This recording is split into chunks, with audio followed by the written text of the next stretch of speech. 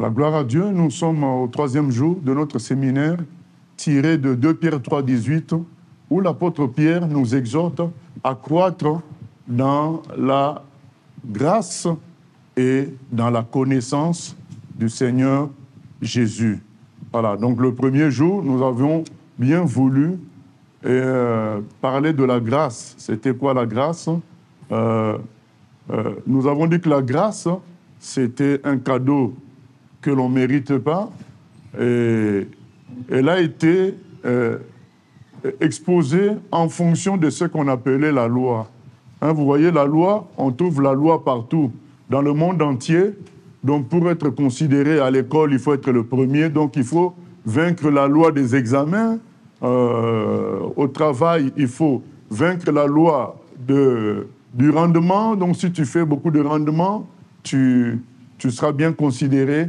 Et dans les choses de Dieu également, il y avait ce qu'on appelle la loi de Moïse, que le monde entier a copié dans plusieurs domaines, notamment dans le droit. Et bien, cette loi donnait une liste de commandements auxquels on devait obéir si on voulait être considéré comme étant juste. Sauf que, puisque nous avons hérité du péché de notre papa Adam, de notre ancêtre Adam, nous étions incapables donc d'obéir à cette loi de vérité d'une manière totale. C'est comme si l'on demandait à un humain qu'il sache très bien sauter, de rester en haut tout le temps, ce qui est impossible, parce qu'il n'a pas d'aile. Voilà, donc c'est ça qui a été la difficulté. La loi, elle est bonne, elle dit la vérité, ne pas mentir, c'est ça qui est bon, ne pas voler, c'est ça qui est bien. Mais sauf que la personne à qui on demande de respecter cette loi a une semence de mal en lui qui l'en empêche. Alors, c'est là que sort la grâce. Donc, la grâce, c'est quoi? C'est que Dieu envoie son Fils Jésus qui vient, lui, par la puissance de vérité, accomplir toute la loi. Donc, c'est ça la grâce. Jésus vient, lui, accomplir la loi. Et donc, il nous donne le fruit de sa justice. Puisque lui l'a accompli, ceux qui croient en lui peuvent être considérés comme justes. Et lui, il a subi notre condamnation. Donc, connaître la grâce va ensemble avec connaître Jésus. Croître dans la grâce va ensemble avec connaître Jésus, puisque plus on connaît Jésus, plus on comprend la grâce, plus ça nous pousse à saisir la profondeur de Jésus. Et nous avions dit que c'était un thème très important, puisque Pierre lui-même, qui nous donne ce thème, est passé par là à diverses reprises. Il a échoué par rapport à la grâce. Par exemple, concernant aimer Dieu, il pensait aimer Dieu par ses propres efforts et il s'est retrouvé à le renier 3 fois. Il a renié 3 fois le Seigneur. Il a compris que aimer Dieu est une grâce qu'on reçoit de Dieu lui-même. Voilà. Pierre pensait par exemple que les païens et les non-juifs étaient mis de côté et il va faire une vision où on lui montre clairement qu'il faut qu'il prenne aussi les païens, les non-juifs, et les mettre dans la maison de Dieu. Voilà, donc il a été confondu encore lorsque il était à Galate, en Galatie, les Juifs qui n'étaient pas encore là sont venus. Pierre a fait semblant de ne pas connaître, de ne pas être avec les chrétiens non-juifs. Une fois de plus, il a failli, et c'est Pierre qui l'a Paul qui lui a dit « Mais Pierre, nous avons tous été sauvés par grâce. Pourquoi tu veux jouer sur la loi maintenant ?» Donc, la grâce, c'est en quelque sorte le contraire de la loi. Donc, la loi, c'est faire les bonnes choses pour être considéré comme juste. La grâce, c'est recevoir gratuitement la nature de Dieu et vivre cette vie-là. C'est ça la grâce. Tite 2, 11 à 14 nous explique la grâce, ainsi que Éphésiens 2, 8 à 10, qui nous montre dans Tite que nous recevons une nouvelle vie par grâce, et cette nouvelle vie dans laquelle nous sommes pardonnés par le sang de Jésus nous amène à vivre la vie de Jésus désormais en faisant le bien. Donc c'est ça, donc nous recevons la vie de Jésus par grâce et nous passons par la même mort que lui. Et Éphésiens 2, 8 à 10 va loin et il nous dit que même les œuvres que nous aurons à pratiquer après avoir reçu la grâce, elles sont prévues. Vous voyez, de sorte que nous n'avons pas à chercher à faire nos propres efforts, puisque ces œuvres sont déjà prévues par Dieu. Tout ce qu'il faut, c'est ce que nous avons dit le deuxième jour cette fois-ci. Nous avons dit que tout ce qu'il fallait, c'était prier. Donc on avait dit ça en dernier point. Mais nous avons dit que chaque jour, pour expérimenter la grâce de Dieu, il fallait considérer que la grâce de Dieu était suffisante pour nous donner le pardon. Il fallait considérer, deuxièmement, que la grâce de Dieu, elle était suffisante pour régler tous nos problèmes. Et nous avions parlé aussi de la prière qui était le moyen de nous rapprocher de Dieu pour voir clairement sa grâce. Et le deuxième jour, nous avons parlé aussi du fait que ce n'était pas facile pour nous d'accepter la grâce, puisque nous étions orgueilleux, nous cherchions à mériter des choses pour que nous soyons déclarés champions. Nous avions un autre problème, nous refusions la dépendance à Dieu. C'est ça qu'Adam avait refusé. Il ne voulait pas dépendre de Dieu. Et troisièmement, nous voulons contrôler les choses, contrôler ce qu'on fait, les tenants et les aboutissants. Et vivre dans la grâce, c'est vivre comme un enfant dans les bras de Dieu. Nous ne voulons pas de cela. Et nous avons donné par exemple le verset Ésaïe 35 qui dit « C'est dans la tranquillité et le repos que sera votre force, c'est dans le calme et la confiance que sera votre salut, dans le calme et la confiance que sera votre force. Mais vous ne l'avez pas voulu, parce que notre être orgueilleux refuse le cadeau, refuse que la grâce nous soit donnée gratuitement, parce que ça veut dire que nous ne méritons pas. Et du coup, ceux qui reçoivent la grâce, ceux qui acceptent la grâce, sont humbles, parce qu'ils savent que ça vient de Dieu. Mais ceux qui n'acceptent pas la grâce sont en réalité orgueilleux. Donc, ça, c'était le deuxième jour. Aujourd'hui, nous allons parler, notre thème, c'est grâce infinie. Voilà, la grâce, elle est infinie. Voilà. Comprenons une chose, c'est que Jésus est infini. Jésus n'est pas un être comme nous, qui sommes limités. Il est venu en homme, c'est vrai, mais en lui-même, il est infini. Or, Jésus, c'est la grâce de Dieu. Jésus, c'est le don de Dieu. C'est la grâce de Dieu pour nous. Et Jésus est infini. C'est comme si quelqu'un vous dit qu'il a soif, eh bien, vous lui ouvrez l'eau du robinet. Donc, vous ouvrez, c'est tout, et vous vous en allez. Donc, toute l'eau du robinet va couler pour étancher la soif de la personne. Mais est-ce que cette personne a besoin de tout l'eau du robinet? Non, son ventre est petit. Donc, nous, en tant que créatures, en comparaison, nos problèmes, en tant que créatures, ainsi que nos problèmes, ainsi que nos péchés, en comparaison du sacrifice de Jésus, c'est pourquoi il est dit croître dans la connaissance de Jésus. Voilà. Quand on sait qui est Jésus, Jésus est Dieu, Fils de Dieu, et il est venu en homme. Et il est infini. Mais c'est lui qui a été sacrifié pour que nous qui avons des problèmes limités, nous soyons sauvés. Donc vous vous imaginez tout le robinet qui coule que pour toi, pour que toi tu boives. Vous voyez que vous pouvez boire à 10 heures, à 15 heures, à 16 heures.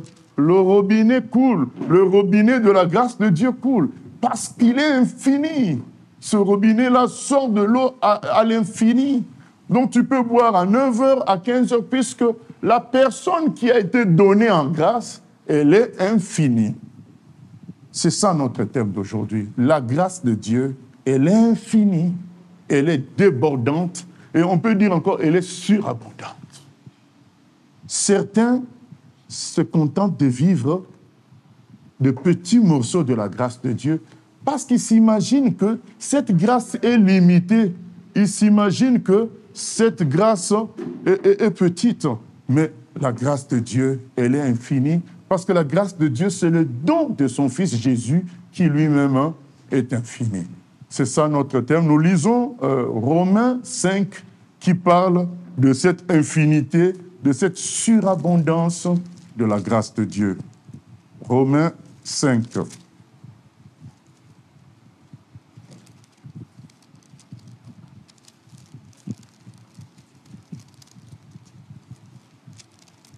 Romains 5, à partir du verset 20, il est écrit ceci, là on nous reparle encore de la loi. Or, la loi est intervenue pour que l'offense abonde. On l'a dit le premier jour, que malgré la loi, nous avons continué à pécher. Pourquoi? Parce que, ayant la semence du péché en nous, quand nous faisons des efforts, c'est-à-dire nous augmentons en volume, la semence du péché aussi augmente en volume. C'est ce que le frère Paul est en train de dire. Or, il dit ceci au verset 20, « Or, la loi est intervenue pour que l'offense abonde. Mais là où le péché a abondé, la grâce a surabondé. » Il dit que quand il y a eu la loi, on a fait des efforts pour être correct, mais ça nous a rendu encore plus mauvais. Le but de Dieu, c'était quoi? C'est de nous montrer que nous ne pouvons pas nous sauver par nous-mêmes. Il donne la loi et ça se montre clairement que nous avons échoué. Nous avons échoué, nous sommes encore devenus plus mauvais. Mais comment faire, alors en ce cas, puisque nous devenons encore plus mauvais? Il envoie une grâce surabondante qui dépasse même la quantité de péché. C'est ça la grâce de Dieu. Elle est surabondante. Elle est plus forte que nos péchés. Elle est plus forte que le mal. Elle a englouti le mal. L'apôtre Paul a dit, « Ô mort, où est ta victoire ?» La mort a été engloutie dans la victoire. La victoire de Jésus à la croix. La grâce de Dieu a été plus profonde que le péché. C'est ce que le frère Paul dit ici, la grâce a surabondé, afin que comme le péché a régné par la mort, ainsi la grâce règne par la justice pour la vie éternelle par Jésus-Christ notre Seigneur. Voilà. Donc la grâce de Dieu a surabondé. C'est ça notre thème aujourd'hui. La grâce de Dieu est infinie. Elle n'est pas limitée. Il ne faut pas fonctionner dans une logique humaine. Nous recevons des salaires limités. Nous avons des maisons limitées. Nous avons un nombre d'enfants limité. Et nous sommes habitués à tellement de limites que nous pensons que la grâce de Dieu est aussi limitée. On se dit, mais j'ai demandé pardon ce matin. Je veux demander encore pardon à midi. Oui, puisque la grâce de Dieu est infinie. C'est sans limite. Tu peux en bénéficier à l'infini.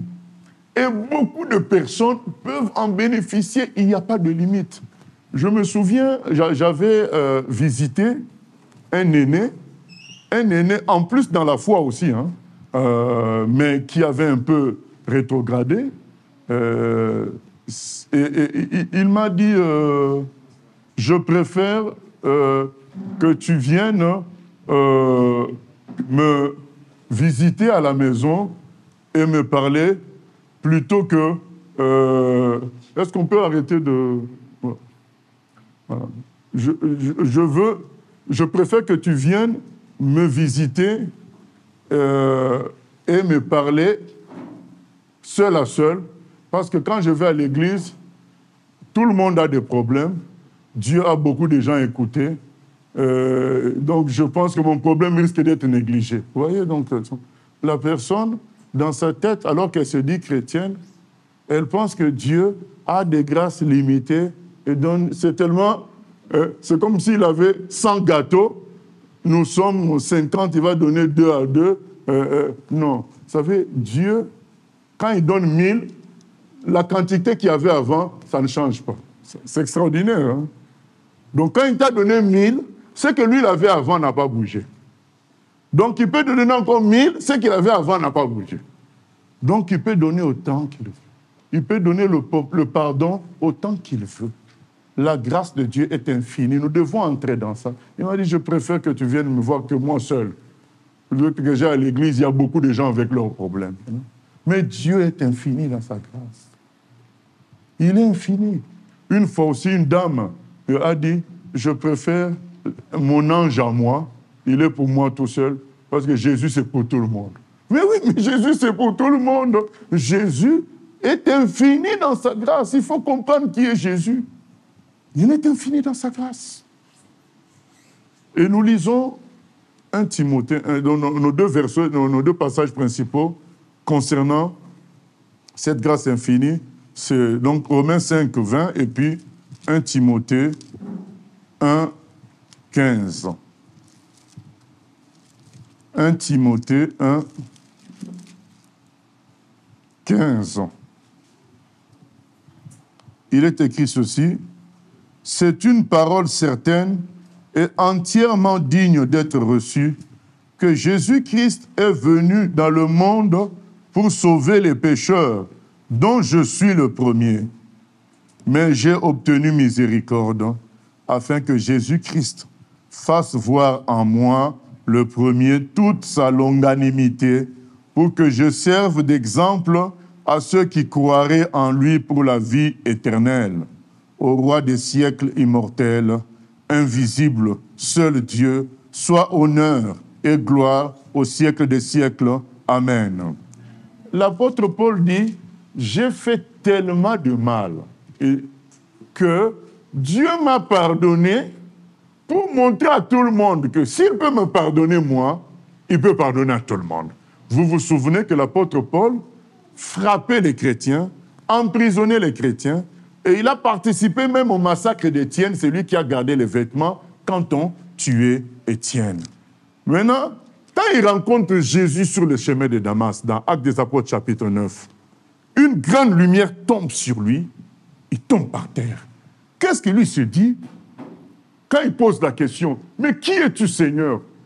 La voix, la lumière lui répond, « Je suis Jésus, à qui tu fais du mal. » Donc, en faisant du mal aux chrétiens, c'est à moi que tu fais du mal. Donc, quand Paul se rend compte que finalement le Seigneur Dieu que lui pensait prier, en réalité c'est Jésus, le Dieu des chrétiens, et qu'il le persécutait, il a dû se dire, c'est fini pour moi. Mais Jésus l'a sauvé et a fait de lui son serviteur. Et ça a traumatisé l'apôtre Paul. Il a été rempli de reconnaissance et il a consacré toute sa vie à Jésus-Christ sans même se marier. Il s'est donné totalement à Jésus-Christ pour le servir en reconnaissance. Et il dit à nous tous, il dit, si moi, Paul, j'ai été pardonné, n'importe qui peut être pardonné. Il a dit, je suis le premier des pécheurs. Donc Dieu m'a pardonné pour vous montrer à vous tous que n'importe qui peut être pardonné. Donc cette grâce infinie, premièrement, agit sur le pardon. Le pardon est donc infini. Nous pouvons être pardonnés à l'infini et des péchés les plus graves. C'est ça la grâce de Dieu, surabondante. Faisons confiance. Il y a des gens qui se sont découragés. Ils se considèrent tellement mauvais qu'ils pensent que Dieu ne peut plus leur pardonner et ils restent dans leur péché. C'est faux. Dieu peut te pardonner aujourd'hui. Tu peux changer de vie, comme ce fut le cas pour Paul. Moi, je connais quelqu'un qui a même fait une opération chirurgicale pour changer de genre. Elle était femme, elle est devenue homme. Mais un jour, elle a saisi la grâce de Dieu. Elle s'est repentie. Dieu l'a pardonnée. Elle est redevenue femme. Je ne sais pas comment ça s'est passé côté physique, mais en tout cas, elle a renoncé à sa position d'être homme. Elle a retrouvé sa position de femme parce qu'elle a saisi la grâce de Dieu. La grâce de Dieu est infinie et surabondante en ce qui concerne le pardon des péchés. Donc, quiconque qui se sent pécheur ne se décourage pas. La grâce de Dieu est disponible afin qu'il soit pardonné et commence une nouvelle vie. Je pense que nous avons déjà lu le texte de la femme qu'on devait lapider parce qu'on avait surpris en flagrant délit d'adultère. Nous allons lire le texte d'une autre femme, pire que cela, qui était dans la prostitution, mais à qui Jésus pardonne. Nous lisons dans Luc 7, 36. Luc 7, 36.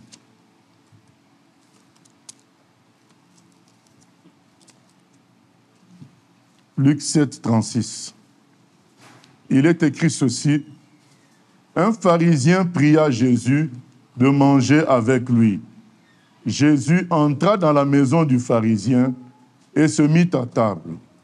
Et voici une femme pécheresse qui se trouvait dans la ville, ayant su qu'il était à table dans la maison du pharisien, apporta un vase d'albâtre plein de parfum et se tint derrière aux pieds de Jésus.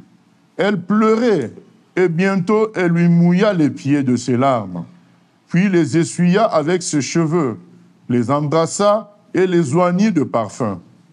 Le pharisien qui l'avait invité, voyant cela, dit en lui-même, « Si cet homme était prophète, il saurait qui et de quelle espèce est la femme qui le touche.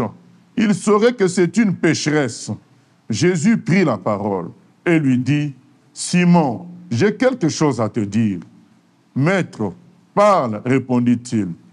Un créancier avait 2 débiteurs. L'un devait 500 deniers et l'autre 50. Comme il n'avait pas de quoi payer, il leur remit à tous 2 leurs dettes. Lequel l'aimera le plus? Simon répondit, « Celui, je pense, auquel il a le plus remis. » Jésus lui dit, « Tu as bien jugé. » Puis se tournant vers la femme, il dit à Simon, « Vois-tu cette femme? Je suis entré dans ta maison et tu ne m'as point donné d'eau pour laver mes pieds. Mais elle les a mouillés de ses larmes et les a essuyés avec ses cheveux. Tu ne m'as point donné de baiser. Mais elle, depuis que je suis entré, elle n'a point cessé d'embrasser mes pieds. Tu n'as point versé d'huile sur ma tête. Mais elle a versé du parfum sur mes pieds. C'est pourquoi, je te le dis, ses nombreux péchés ont été pardonnés. Car elle a beaucoup aimé. Mais celui à qui on pardonne peu, aime peu. Et il dit à la femme, tes péchés sont pardonnés. Ceux qui étaient à table avec lui se mirent à dire en eux-mêmes, qui est celui-ci qui pardonne même les péchés? Mais Jésus dit à la femme, ta foi t'a sauvée, va en paix.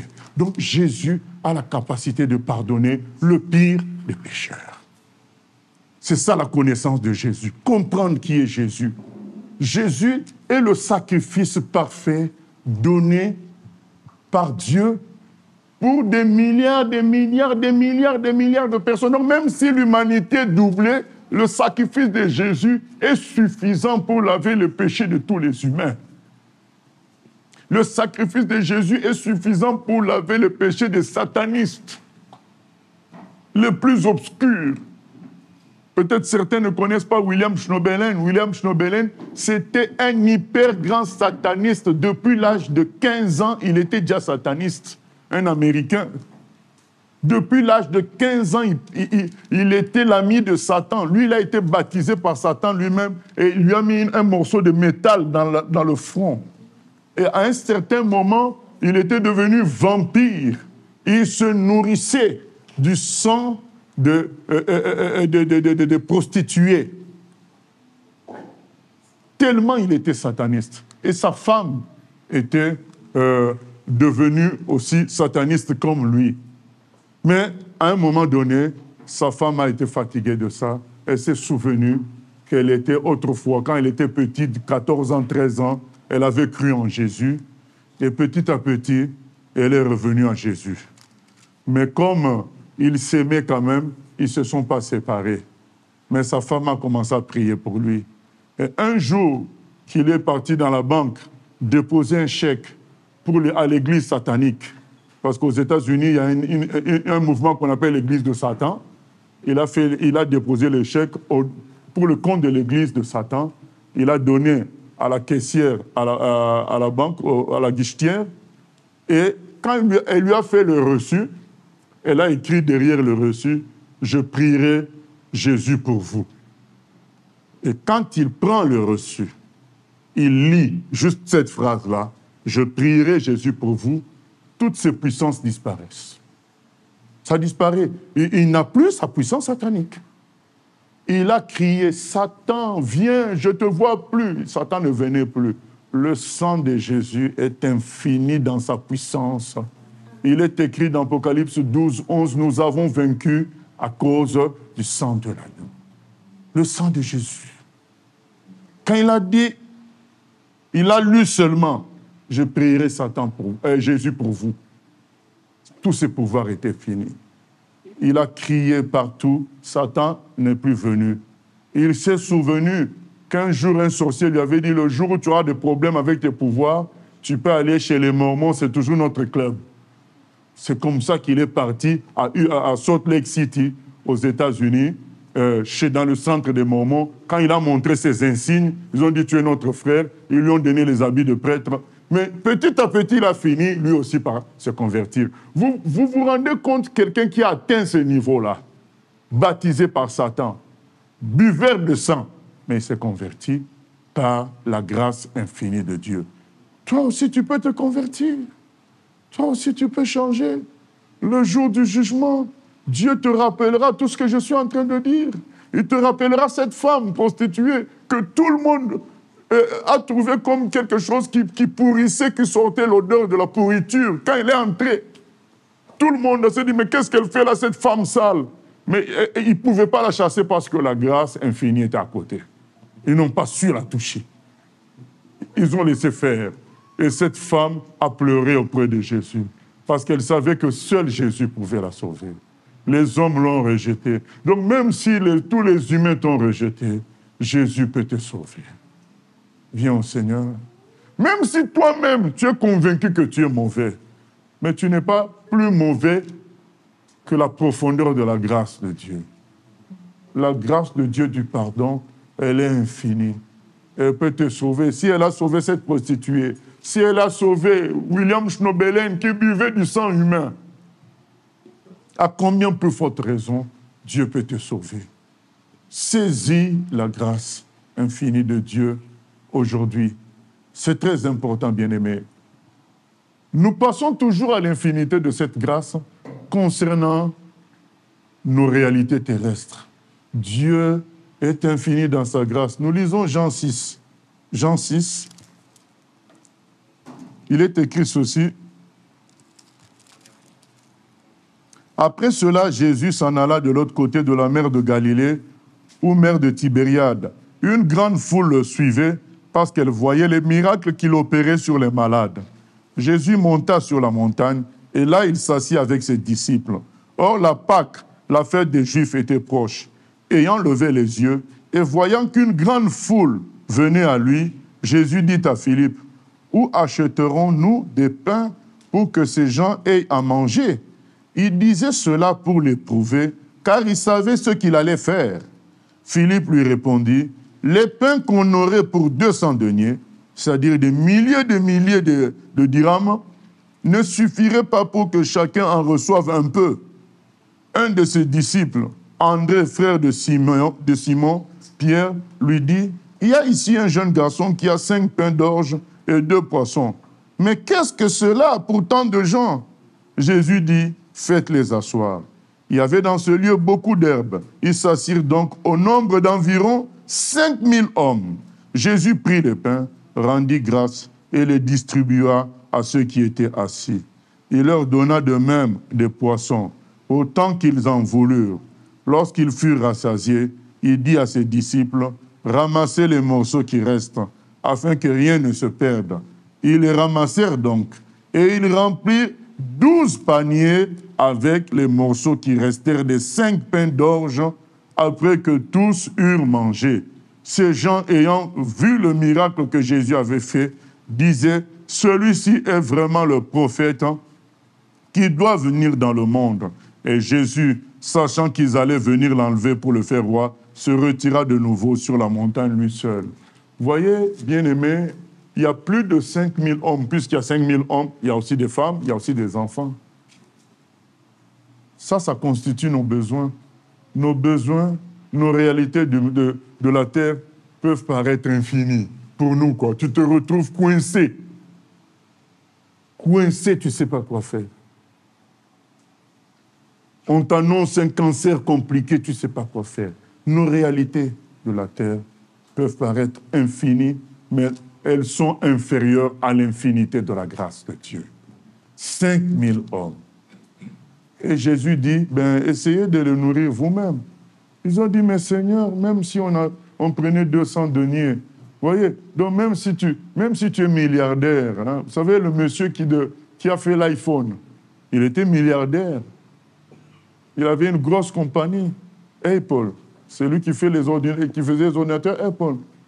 Il était milliardaire. Mais est-ce que ça l'a sauvé du cancer qui l'a tué? Non. Il n'a même pas dépassé 55 ans. Vous voyez, ces gens-là disent à Jésus, même 200 deniers, c'est-à-dire, exemple, même 30 000 dirhams, même si on les avait, si on achète du pain pour 30 000 dirhams, ça ne va pas suffire pour tout le monde qui est là.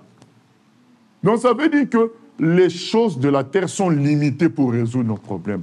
Toi qui cherches par tes propres moyens, tu ne réussiras pas. Seule la grâce de Dieu peut le faire. Jésus a permis ça pour qu'ils comprennent que même avec tout l'argent du monde, parce que même quand ils auraient l'argent, qui a prévu de préparer du pain pour 5000 personnes? Ils allaient trouver le pain où? Ce sont nos problèmes du monde, nos réalités de la terre et nos capacités. Ce n'est pas possible. Seule la grâce de Dieu peut faire les choses. Ils sont revenus vers la grâce infinie. Le Seigneur Jésus qui dit, amenez-moi les 5 pains et les 2 poissons. Quand il multiplie, tout le monde mange. Mais entre nous, nous savons que là, ils nous disent quoi? Qu'il y a eu 12 paniers qui sont restés. 12 paniers quand ils ont ramassé. Les restes, c'est quoi? Les choses qui sont tombées. Ils ont ramassé 12 paniers. Mais entre nous, nous savons que certains ont dû garder 2 poissons un pain quelque part. Donc, vous voyez combien il y avait. C'est-à-dire qu'après avoir mangé, tu gardes un peu, mais il y a quand même des restes qui tombent.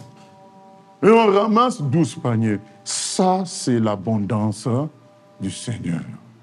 Le Seigneur donne en abondance et tu vas te fatiguer. Tu vas te fatiguer de l'abondance de Dieu. Vous savez pourquoi nous ne sommes pas fatigués de l'abondance de Dieu? Parce que nous ne sommes pas confiés en sa grâce. Nous avons toujours fait des calculs personnels, bloqué des choses au lieu de se confier en la grâce de Dieu. Demander aux gens, faire ceci, faire tel complot, manigance pour obtenir cela. Eh bien, Dieu nous regarde. Prenez, nourrissez-les vous-même. Vous cherchez 200 deniers, ça ne va pas marcher. Mais quand tu t'attends à la grâce de Dieu, tu es surpris et dépassé. Parce qu'ils sont 5000, mais ils mangent et ça reste, ça tombe, sans compter certainement ce qu'ils ont mis dans leur sac. C'est ça la grâce de Dieu. Bien-aimé, Dieu est tout-puissant. Il est tout-puissant pour se manifester et nous réparer les choses dans la gloire. Certains vont dire, mais oui, mais moi, dans mon cas, j'ai prié, ça ne bouge pas. Cherche bien dans ta relation avec Dieu. Nous avons dit hier, il faut prier et discuter avec lui. Qu'est-ce qui ne va pas? Qu'est-ce qui ne marche pas? Est-ce que j'ai saisi ta volonté? Qu'est-ce que tu veux m'apprendre? Il faut prier. Mais la grâce de Dieu est surabondante.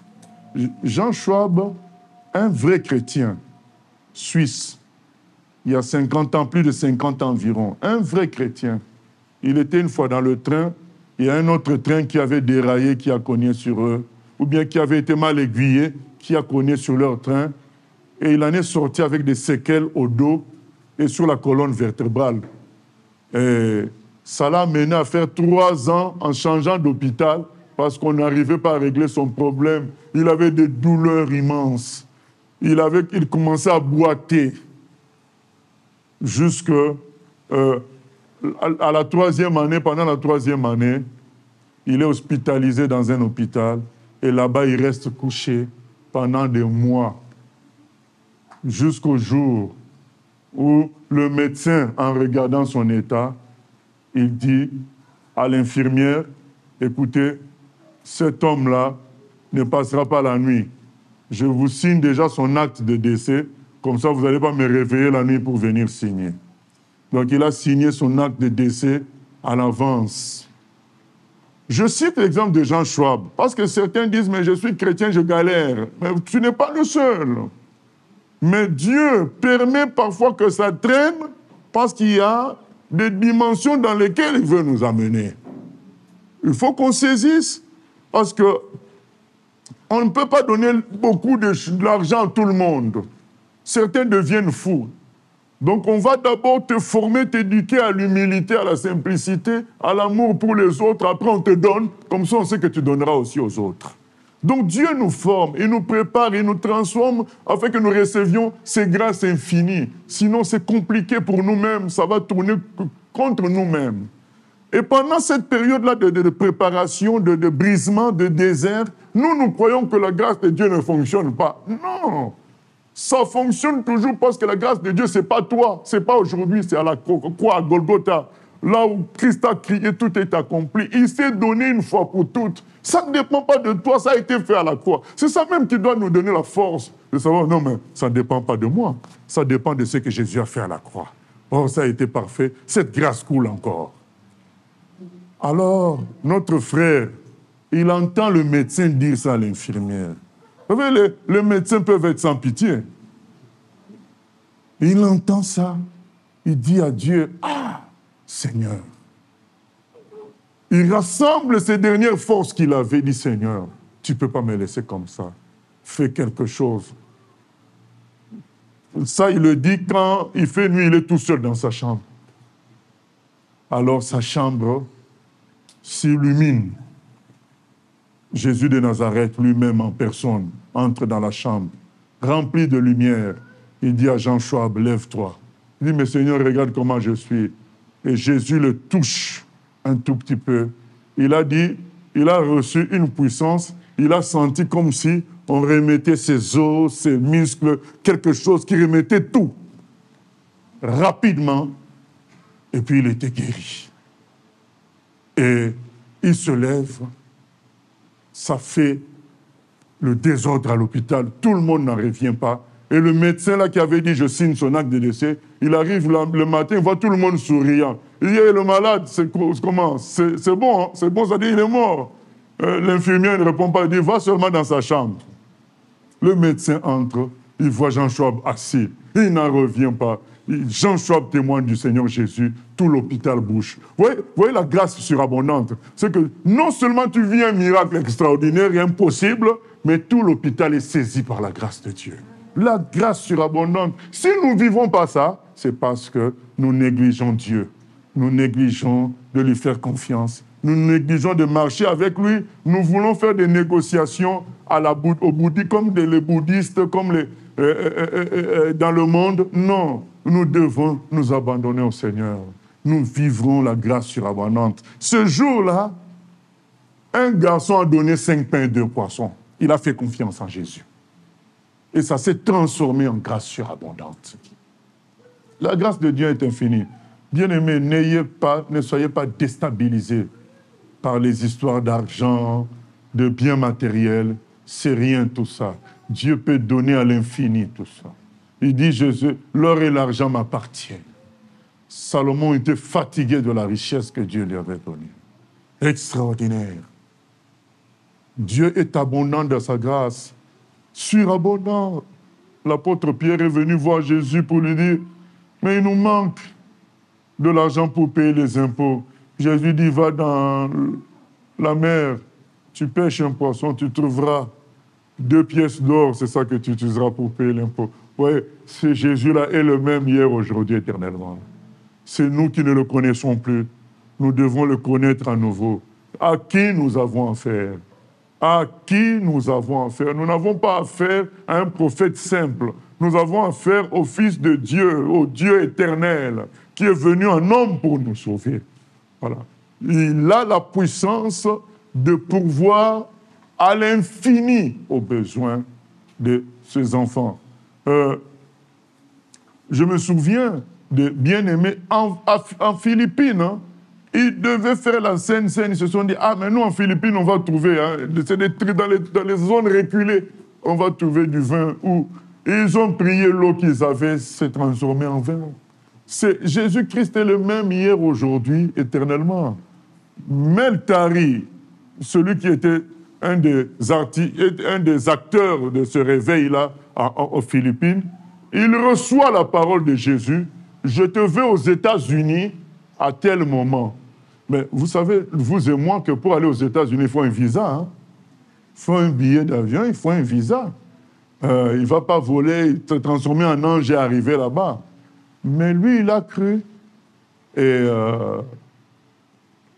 là où il habitait, il fallait d'abord avoir un 4x4 pour sortir de ces villages-là, arriver dans un endroit où il faut prendre un petit avion pour arriver à l'endroit où il faut demander le visa. Et là où tu demandes le visa, il faut une attestation, une invitation, ou je ne sais pas quoi, quelque chose comme ça. Eh bien, le monsieur n'a ni l'un ni l'autre. Il n'a pas l'argent pour payer l'avion, il n'a rien. Mais Dieu organise tout, parce que lui, il croit. Arrivé ce jour où il doit aller à l'ambassade, lui, il sort. Il y a une occasion qui se fait qu'un frère est passé par là avec un 4x4. Ça le prend, ça l'amène là où il prend le petit avion. Il arrive maintenant au consulat américain. La vraie personne qui devait recevoir n'était pas là. Et c'est un remplaçant qui était là. Et ce remplaçant était chrétien. Il arrive, on lui dit, tu vas faire quoi? Où est votre invitation, votre prise en charge? Il a dit, ma prise en charge, c'est Dieu. Oh! Mais qui vous invite? Mais c'est Dieu qui m'y envoie. Il m'a dit d'aller là-bas. Mais comme la personne en face était aussi chrétienne, il s'est dit, ah, là c'est un autre niveau, c'est la première fois que je vois ça. Il lui donne le visa. Mais qui peut croire ça? Qui peut aller se présenter? C'est Dieu qui m'envoie. C'est même les chrétiens qui vont te dire, frère, calme-toi. Mais c'est la grâce infinie de Dieu. Là, il faut y croire pour vivre ça. Et il reçoit le visa, il ne connaît pas l'anglais. Il arrive aux États-Unis et il prêche là-bas.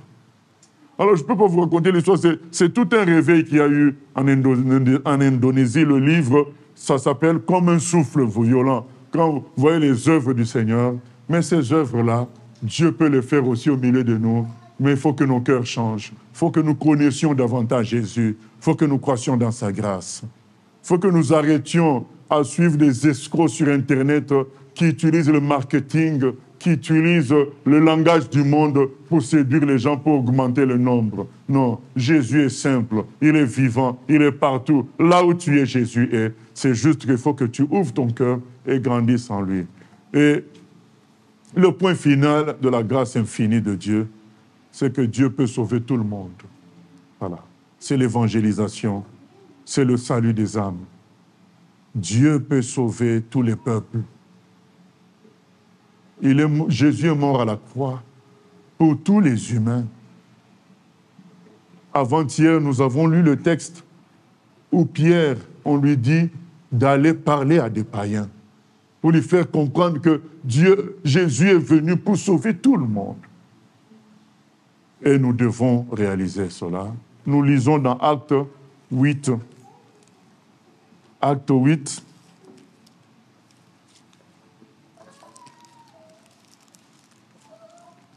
Il est écrit ceci, au verset 5. Acte 8, 5. Philippe étant descendu dans la ville de Samarie, il prêcha le Christ. Les foules tout entières étaient attentives à ce que disait Philippe. Lorsqu'elles apprirent et virent les miracles qu'il faisait, car des esprits impurs sortirent de plusieurs démoniaques en poussant de grands cris, et beaucoup de paralytiques et de boiteux furent guéris. Et il y eut une grande joie dans cette ville. Amen. Et la suite, c'est l'histoire de ce magicien qui était là, impressionné, lui aussi se convertir.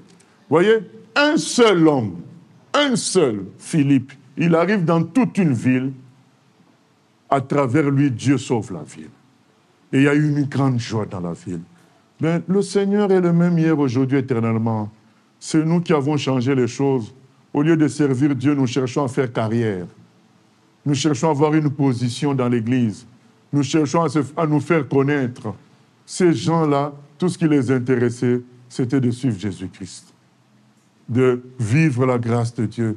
Il arrive, vous savez, la grâce de Dieu n'enlève pas les difficultés. Il y aura des épreuves, mais la grâce de Dieu nous accompagnera toujours. Là, ils ont été chassés de Jérusalem, mais partout où ils allaient, la grâce de Dieu les accompagnait. Il arrive à Samarie, il bouleverse toute une ville. Bien-aimé, Dieu nous a donné la capacité de sauver toute l'humanité. Il l'a dit dans Matthieu 28, 18 à 20, « Allez faire de toutes les nations des disciples. » Ce qui manque, c'est des chrétiens volontaires et consacrés, qui y croient vraiment. C'est ça qui manque. Les gens, en voyant la difficulté de conversion des gens autour d'eux, ils ont du mal à croire que Dieu sauve des milliers de personnes en même temps. Il est capable de le faire. Il a la puissance de sauver tout un pays. Ce qui manque, c'est des humains qui puissent se consacrer à cette tâche-là. Il y a des gens qui nous ont précédés, qui ont sauvé des tribus entières, qui ont transformé des régions entières. Joan Shelter, une Américaine, elle était toute seule au milieu de Bangalao, de tribus de sauvages aux Philippines. Et après 20 ans, le Nouveau Testament avait été traduit et toute cette zone-là a été sauvée. Toute cette zone était sauvée. Ce qui manque, c'est des gens qui se livrent comme Jésus aussi. C'est ça, grandir dans la connaissance de Jésus. Bien-aimé, il n'y aura pas de gloire sans l'imitation de Jésus. Imiter les faux serviteurs qu'on voit sur Internet qui se disent ministres de Dieu. Ils cherchent des Mercedes, des 4x, des Hammer, tout ça, des jets privés.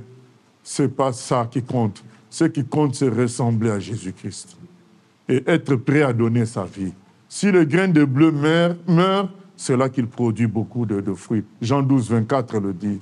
Si le grain de blé il meurt, il produit d'autres grains de blé. Mais chercher les positions, tout ça c'est zéro, ce n'est pas l'évangile. John Patton est parti dans le Pacifique, en Océanie, et il est arrivé au 19e siècle dans l'île d'Aniwa. Et là-bas, personne ne voulait croire en l'évangile. Il était seul. Et rien ne se passait. Il prêchait, rien ne se passait. Mais il croyait à ce que nous sommes en train de dire. La grâce de Dieu a été répandue pour sauver tout le monde. Il faut comprendre, je redonne mon exemple.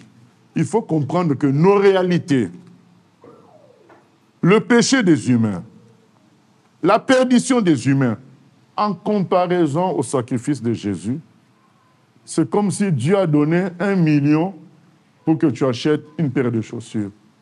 Donc, la grandeur de Jésus est tellement infinie que ça peut régler tout ce qu'on peut considérer comme problème, difficulté, salut des âmes, quelle que soit la quantité des âmes. En fait, ce qui a été donné dépasse ce dont on a besoin. C'est Jésus dépasse tout ça. Mais il n'y avait que lui qu'on pouvait donner. Il n'y avait pas autre chose. Celui seul qui pouvait devenir homme et parfait, c'est lui seul qu'on a donné, sauf qu'on nous a donné quelque chose qui dépasse les besoins. C'est ça la grâce infinie de Dieu. C'est ça que je vous dis se trouve dans Ephésiens 3:20. Il est dit à celui qui peut faire au-delà de ce que nous pensons ni imaginons. C'est au-delà. Tellement, et la grâce est infinie, ça peut produire des choses au-delà de ce que nous pensons, au-delà de toute réflexion.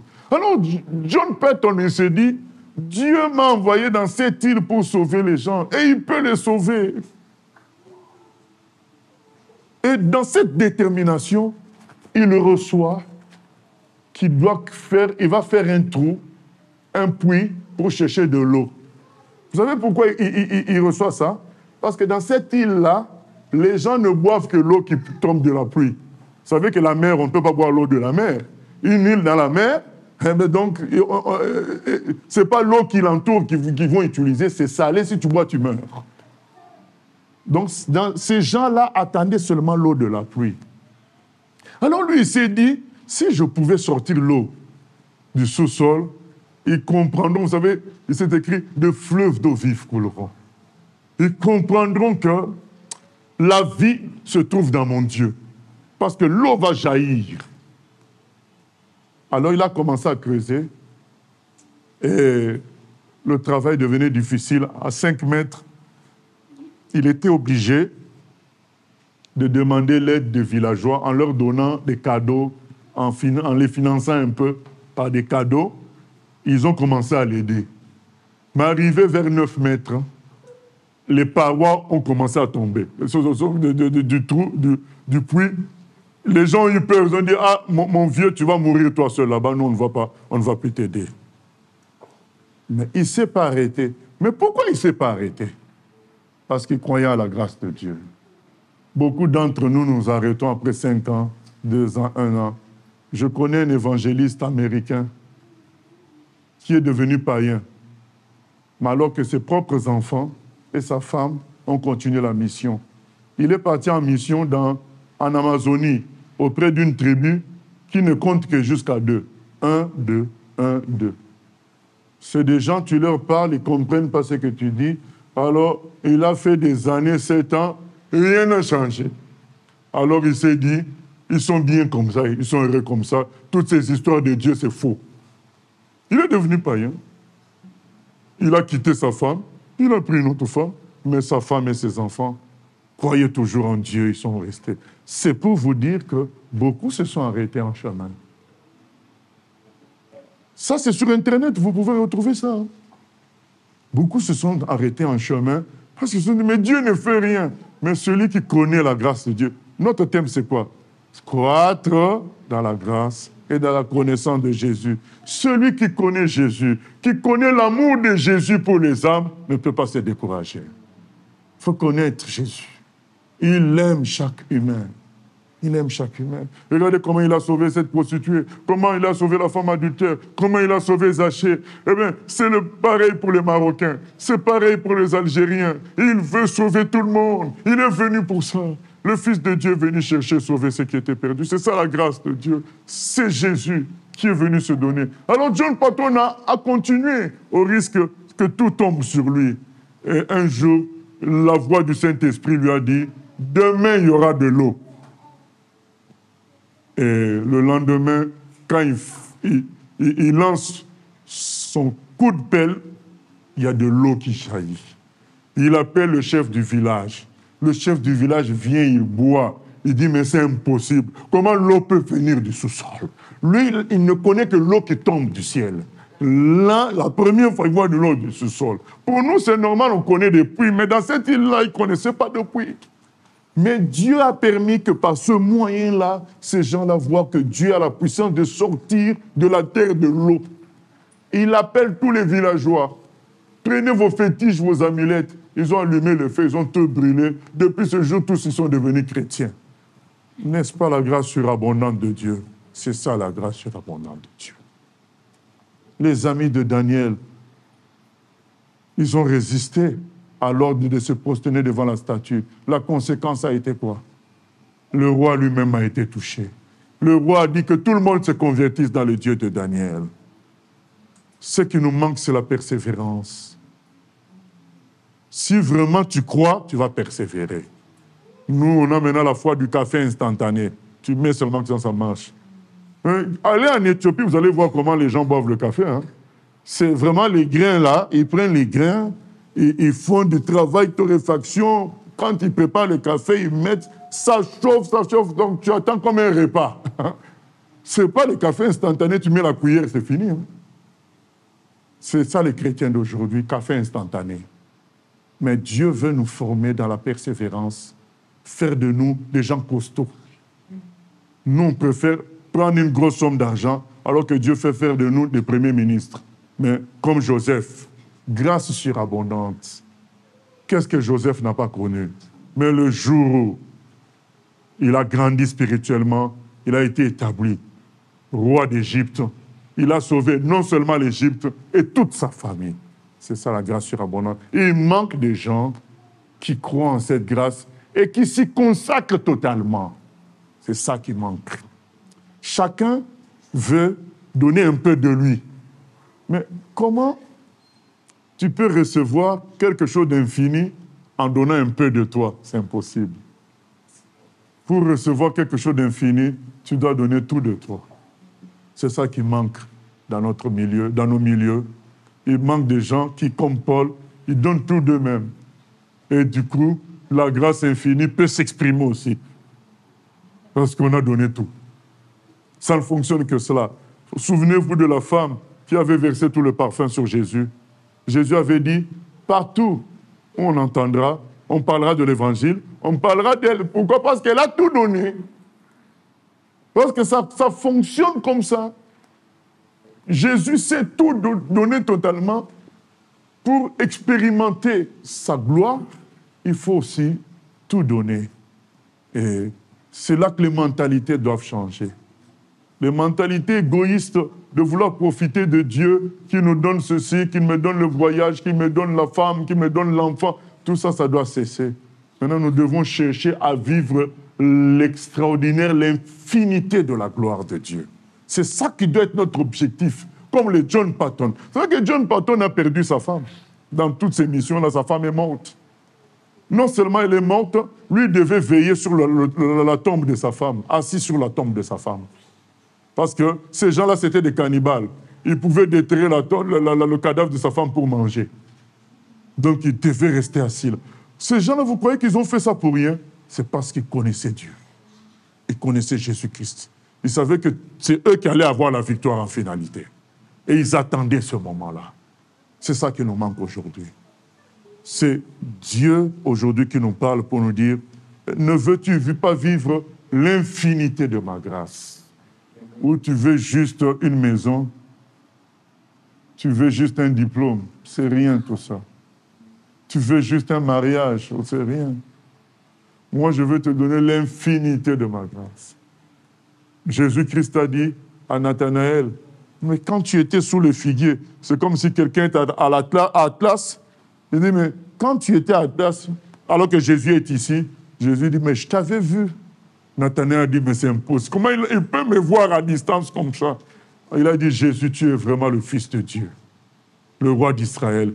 Jésus dit, mais Nathanaël, ça c'est rien du tout, une petite démonstration comme ça. Bientôt tu verras le ciel ouvert et les anges faire la navette du ciel à la terre. C'est ça la grâce infinie, des anges qui font la navette pour amener la grâce infinie de Dieu sur terre à travers ses enfants. Mais quels sont ces enfants qui veulent connaître Jésus, faire comme Jésus et transmettre la grâce infinie sur terre? Il n'y en a pas, il n'y en a pas. C'est là que les choses doivent changer. Nous devons nous engager afin que cette grâce infinie coule à travers nous. Il y aurait beaucoup à dire. Nous ne sommes que des humains, nous sommes limités. Que le Saint-Esprit continue à nous parler par rapport à tout cela. Nous allons prier premièrement que nous puissions nous donner totalement comme Jésus-Christ, afin que cette grâce infinie coule en nous pour que l'humanité voie Dieu à travers nous. Entre tes mains, j'abandonne tout ce que j'appelle mien. Oh, ne permets à personne, Seigneur, d'en reprendre bien. Oui, prends tout, Seigneur. Oui, prends tout, Seigneur. Entre tes mains, j'abandonne tout avec bonheur. Que chacun prie le Seigneur. Seigneur, nous venons prier pour te dire que fais de nous des instruments comme le frère Paul, comme le frère Pierre, Jean, des gens qui ont tout laissé pour te suivre, qui se sont livrés entièrement, afin que ta grâce coule en eux et que le monde te voie, Seigneur. Fais de nous d'autres Jésus. Toi qui as quitté le ciel et tu es venu en minuscule homme, mais rempli de grâce, rempli de grâce infinie. Tu t'es sacrifié afin que la grâce de Dieu coule sur nous. Oh Seigneur, nous voulons t'imiter nous aussi, nous donner entièrement afin que ta grâce coule dans cette humanité. Merci Seigneur. Alléluia. Béni soit ton nom. Nous allons prier également en considérant cette grâce infinie par rapport à tout ce qui serait un problème pour nous, que ce soit le problème de péché, que ce soit le problème de maladie, que ce soit des problèmes administratifs. La grâce de Dieu est infinie. Nous devons l'accepter, la saisir. Prions le Seigneur. Ô Éternel, je viens proclamer la fin de l'errance médicale au nom de Jésus. La fin de l'esclavage du péché au nom de Jésus. La fin de la folie au nom de Jésus. La fin de maladies chroniques au nom de Jésus-Christ. Merci Seigneur de te manifester dans ta grâce infinie pour débloquer ce qui était bloqué, Seigneur. Que ce soit administrativement, que ce soit spirituellement, que ta grâce fasse sauter, Seigneur, les chaînes et que les maladies fuient au nom de Jésus-Christ. Manifeste-toi, Seigneur. Que tout ce qui était bloqué soit débloqué, que ce soit l'enfantement ou autre chose. Que ta grâce coule en abondance en ce lieu, Papa.